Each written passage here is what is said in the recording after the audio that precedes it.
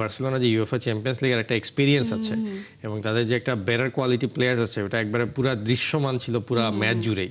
কিন্তু Lamine Yamal যেভাবে করে 1-2 মোচড়েই আর কি মনে করেন যে পুরো অপোনেন্টের ডিফেন্ডারদেরকে এক ধরাশায়ী করে ফেলছিল, মানে এক্ষেত্রে আর কি লেভেলটা বুঝাই যাচ্ছিল। যদি একটু গতকাল রাতের কথা বলি, যে ক্যাম্প নুতে এমন একটা বিস্ফোরণ দেখেছি আমরা। আজকে সকালবেলা লিওনেল মেসি তার 900 গোল পূর্ণ করেছে। কোইন্সিডেন্ট, বাট কেমন এনজয় করেছেন?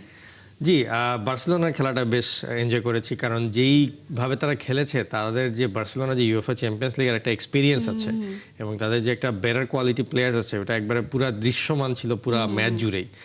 যদিও নিউক্যাসল শুরুর দিকে একটু দাপট দেখিয়েছিল, তারা গোলগুলা ভালো মতন করেই বের করেছিল, কিন্তু লামিন ইয়ামাল যেভাবে করে 1-2 মোচড়েই আর কি মনে করেন যে পুরো অপোনেন্টের ডিফেন্ডারদেরকে এক ধরাশায়ী করে ফেলছিল, মানে এক্ষেত্রে আর কি লেভেলটা বুঝাই যাচ্ছিল। যার কারণে হয়তো ফার্স্ট হাফটা একটু কম্পিটিটিভ ছিল, বাট সেকেন্ড হাফে এসে আসলে বার্সেলোনা যেই লেভেলের খেললো ওইটা আসলে নিউক্যাসলের মতন টিমের আসলে জবাব দেওয়ার মতন কোনো অবস্থা নেই।